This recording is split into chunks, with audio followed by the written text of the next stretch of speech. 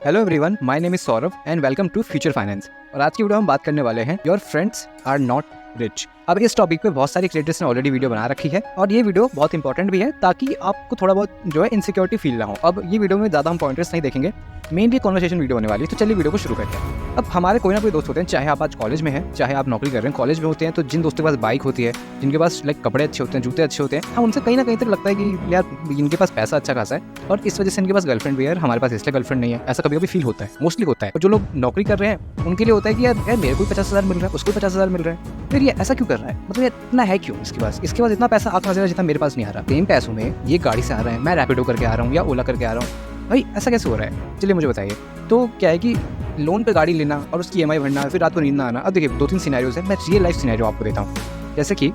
जैसे कि मेरी एक बहन है और उसके जो एक टीचर हैं एक टाइम पे, तो उन्होंने किसी अपने दोस्त की कहानी बताई थी जिसका गवर्नमेंट जॉब निकल गया था SSC करके। तो अब SSC करके उनका जॉब निकल गया था, एक जगह पोस्टिंग हुई, वो वहाँ पे रहते थे। अब वो क्या था, वो बंदा बिल्कुल भी खर्च नहीं करता था। जब वो पढ़ाई लिखाई करता था तब भी कोई ज़्यादा खर्च नहीं करता था, मतलब पंखा भी नहीं चलाता था ताकि मतलब यार ज़्यादा बिल ना आ जाए, इस टाइप का बना था, यानी थोड़ा कंजूस टाइप आदमी था।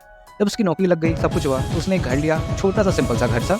घर में कोई बहुत ज़्यादा फैसिलिटी भी नहीं रखी थी, ऐसा भी नहीं कि बहुत बढ़िया सा सोफा, नॉर्मल सोफा।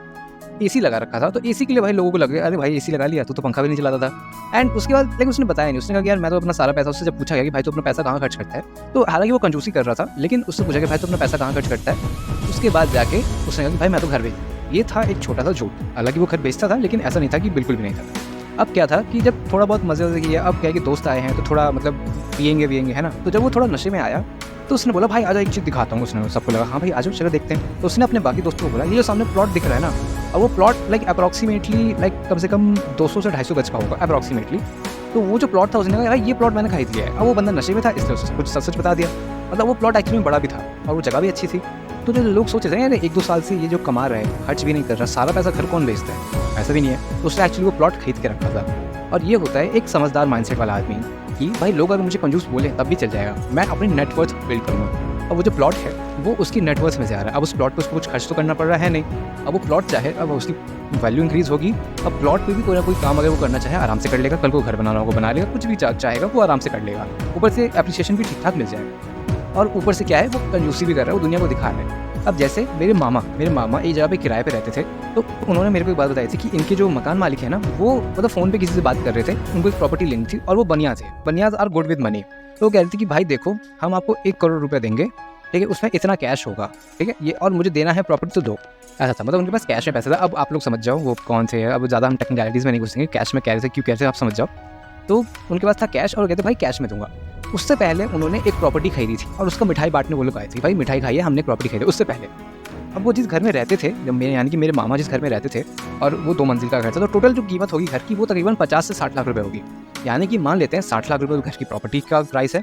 एक घर उन्होंने पहले और खरीदा, वो भी कुछ आसपास का ही होगा, कोई थोड़ा ऊपर नीचे हो सकता है। और ये फ़ोन पे बात कर रहे थे कि हाँ भाई 1 करोड़ का देना है, दूसरी प्रॉपर्टी तो दो।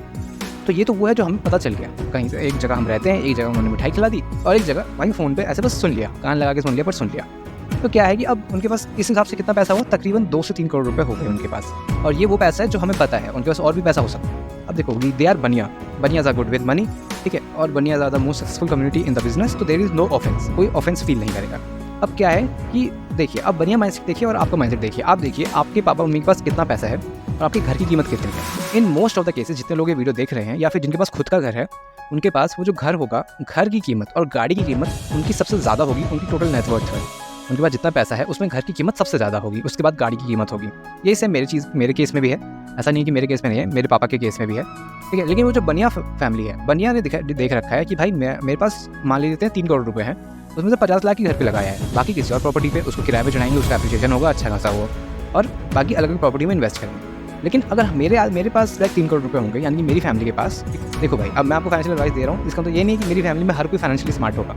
ऑफ कोर्स मैं एडवाइस दे सकता हूँ और ऐसा नहीं मेरी एडवाइस कोई सुनेगा नहीं, और आपके घर में भी यही सीन हो सकता है। तो अगर उनके पास 3 करोड़ रुपए हैं मान लीजिए, तो वो क्या कर रहे हैं, वो एक सस्ते में निपटा रहे हैं। वो कहेंगे भाई 3 करोड़ तो है, पर इसका ये नहीं हम 2.5 करोड़ का घर खरीद लेंगे। वो 50 लाख के घर में ही रह रहे हैं, सिंपल सा घर था, कोई दिखावा नहीं, एकदम मिडिल क्लास लुक में रह रहे हैं। 2-3 करोड़ में कितना अच्छा घर आ सकता है इन दिल्ली, अच्छा खासा आ सकता है, कोई ऐसा बड़ी बात नहीं है। और उसके बाद मान लीजिए आपके पास 3 करोड़ रुपए हो, तो आपके पास अप्रॉक्सीमेटली मान के बताइए घर कितने का होगा। कम से कम 2 करोड़ का घर आप खरीदेंगे, आप नहीं तो आपके मम्मी पापा कम से कम 2 करोड़ का घर खरीदेंगे। अब देखिए जो आप घर खरीद रहे हैं अगर वो EMI पे है तो और वो आपकी EMI निकाल रहे हैं तो it is a liability for you. आपने घर खरीदा, इट इज़ योर एसेट, आप उसमें खुद रहते हैं, no problem, it is still your asset.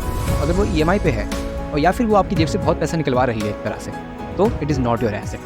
Okay, it is not your asset, it is your liability, kind of liability. ये सेम आपकी चीज़ गाड़ी पे भी होती है। और एक और बात बताता हूँ, 2000 अभी मैं जिस घर में रहता हूँ वो घर मेरे पापा ने खरीदा था 2017 में। वो घर था लोन पे, और लोन मतलब अच्छा खासा अमाउंट था, अराउंड 20 लाख रुपीज़ लोन था, बाकी चीज़ें डाउन पेमेंट पे थी, तो अच्छा खासा अपने ऊपर लोन था। अब फिर मेरे पापा ने 6 महीने के अंदर, हालांकि वो लोन बहुत लंबा था, लाइक 10 ईयर्स या 12 ईयर्स का लोन था, लेकिन पापा ने मेरे मतलब जल्दी करके लोन चुका देते हैं। तो आफ्टर फ्यू ईयर्स, मतलब आई थिंक 2 साल के अंदर ही मेरे पापा ने, जितना मुझे याद है 2 साल के अंदर ही पापा ने पूरा लोन चुका दिया था। ये 2 साल से पहले चुका दिया था। अब हमने पूछा क्यों, इतना जल्दी क्यों? तो मेरे पापा को ना टेंशन होती थी यार, रात को सोने जाते थे ना, वो कहते थे कि यार मैं सोने जाता था रात को, मेरे को लगता था कि ऑफकोर्स हम बच्चे थे तब नहीं बताया, ये बाद में जाकर बताया जब मैं बड़ा हो गया हूँ तब, कि मैं सोने जाता था, मेरे को लगता था कि यार पैसा कहाँ से आएगा, यार लोन पे है घर, मेरे को टेंशन होती रहती थी, हम किराए पे ही रह रहे हैं क्या, पैसा दे रहे हैं, मतलब यार EMI दे रहे हो तो ऐसे आप किराए दे रहे हो ना, घर आपका तो नहीं, कल को बैंक आके बोल देगा भाई कि पैसा दो वरना घर हम रख लेंगे, काइंड ऑफ वही वाली बात हो गई।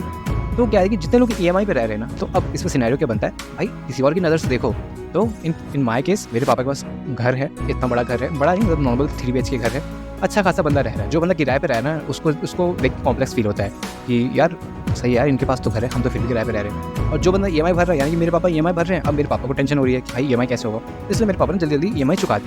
तो यू नेवर नो कि जो सामने वाला बंदा है वो EMI पे चल रहा हो या जैसे भी चल रहा हो, उसको टेंशन कितनी हो रही है। ऑफकोर्स आपने अगर 10 लाख रुपए की गाड़ी ली है, उसमें 8 लाख रुपए लोन पे है और वो आपके घर के बाहर खड़ी है ना, तो भाई आपको टेंशन होगी कि यार कोई स्क्रैच मार के ना चला जाए, कोई गाड़ी का टायर का हवा ना निकाल दे, आपको हमेशा टेंशन। अब मेन मुद्दे पे आते हैं, क्या होता है कि एक ह्यूमन नेचर होता है, ये है मेन ह्यूमन नेचर, कि हम जब शो ऑफ करते हैं ना, या फिर हम पैसा कमाते हैं, और इवन मोस्टली हम उन लोगों को जलाने के लिए पैसा इस्तेमाल करते हैं जो हमें पसंद भी नहीं है, जो लोग हमें बिल्कुल पसंद नहीं होते, हम उनको जलाने के लिए कुछ ना कुछ ट्राई करते रहते हैं। वो भी नहीं तो हमें भाई दोस्तों में होता है यार, ये बंदे के पास एप्पल की घड़ी है, एप्पल का फ़ोन है, तो हमें खुद भी लगता है चलो दोस्तों के सामने भी शौक जमाने के लिए। अब मान लेते हैं आपको कोई दोस्त है, उसको किसी ने कहा कि चलो भाई, मान लो उसका नाम है वरुण भाई, आप जाइए, आपकी जॉब लगी है, नहीं आप ना दिल्ली से गुजरात जाइए, हम आपको बिजनेस क्लास के टिकट देंगे, और उसके बाद जाके आप उसमें जाइए और आराम से बैठिए और बिजनेस डील करके आइए ये वाली। वो आपका दोस्त गया, ऑफकोर्स वो जा रहा है, वो स्टोरी तो लगाएगा, उसने डाला कि भाई मैं बिजनेस क्लास में बैठा हूँ, बिजनेस क्लास में बैठा है। अब भाई आपको लगेगा यार इसकी लाइफ कितनी अच्छी है, क्योंकि आप सोशल मीडिया पे देख रहे हो तो आपको लगेगा यार कितनी अच्छी लाइफ है इसकी, तो जल्दी घूम भी रहा है, इसकी तो ऐश है।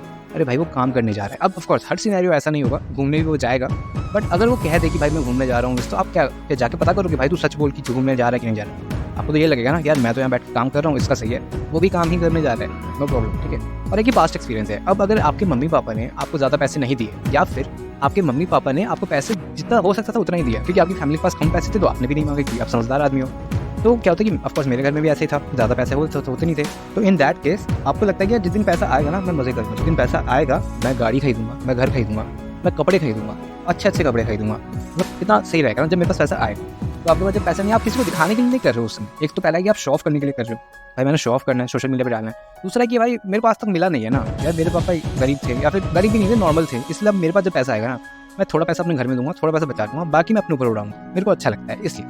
तो ये भी कोई दिक्कत नहीं। ऊपर से अगर आपके पास पैसा नहीं भी है लेकिन आप नॉर्मल सैलरी कमा रहे हो, तो in that case you will get easy access to credit. आप अपना सैलरी स्लिप दिखाओगे, आपको किसी ना किसी लिमिट से क्रेडिट कार्ड आराम से मिल जाएगा। अगले महीने पे करोगे ना, तब आपको कहा जाएगा कि भाई 5% पे कर दो, तब भी चल जाएगा, और आप ट्रैप में फंसते जाओगे। आप हमेशा 5% ही पे करोगे, और 5% पे उस पर आराम से 35% इंटरेस्ट लगेगा, आपका लोन बहुत जल्दी डबल हो जाएगा, और ये एक ट्रैप में फंसते रहते हो। और आज के ज़माने में अगर आपके पास सैलरी स्लिप है तो क्रेडिट कार्ड मिलना बहुत आसान है, होम लोन मिलना बहुत आसान है, क्योंकि भाई home loan is a good collateral.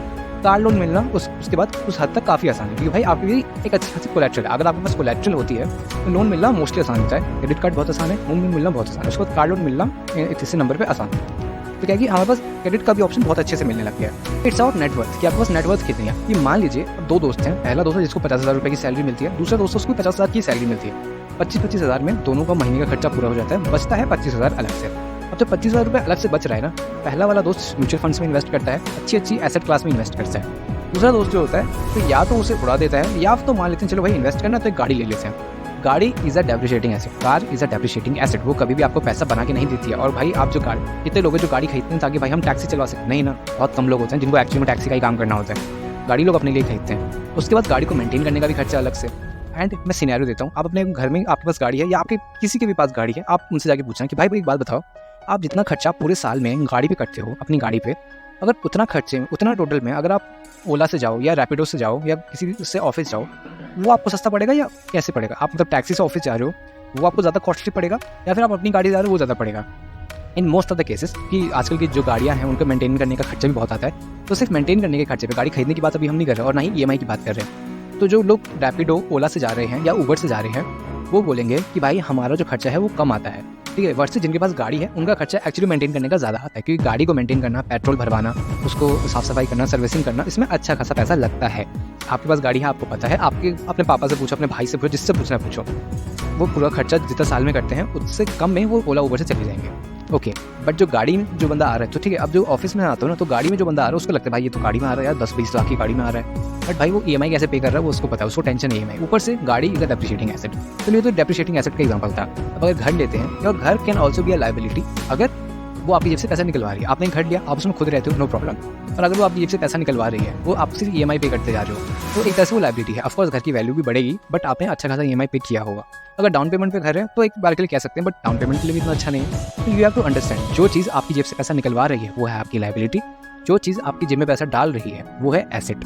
Simple. आपने गोल्ड खरीदा, उसकी वैल्यू बढ़ती है, आपने कोई अच्छी प्रॉपर्टी खरीदी, उसकी वैल्यू बढ़ती है, लेकिन आपने कोई गाड़ी खरीदी, वो भाई पेट्रोल करवाना पड़ेगा, सर्विस करवानी पड़ेगी, ठीक है, उसको मेंटेन करना पड़ेगा, कोई दिक्कत आ गई, स्क्रैच वगैरह आ गया, उसमें चलो इंश्योरेंस वगैरह होता है, इंश्योरेंस है, उसको भी आपको इंश्योरेंस क्लेम करने के लिए 1000 रुपये देने पड़ते हैं आपको, ठीक है। तो ये होता है एसेट क्लास में, अच्छे से एसेट क्लास को डिफाइन करो। तो mostly focus on building on network. अच्छा, तो नेटवर्क कैलकुलेट कैसे होती है? मान लेते हैं आपके पास सेविंग्स है या कोई भी एसेट क्लास है या कुछ भी है, मान लेते हैं आपके पास जो टोटल सेविंग्स है एसेट क्लास से मिला के आपके पास है 5 लाख रुपये, ठीक है, उसमें वो है आपकी एसेट। लेकिन कोई चीज़ें जो आपकी लायबिलिटी है, आपके पास कोई चीज़ जिसको आपको वापस करना है, जैसे कि EMI आपको देनी ही देनी, वो है आपकी लायबिलिटी।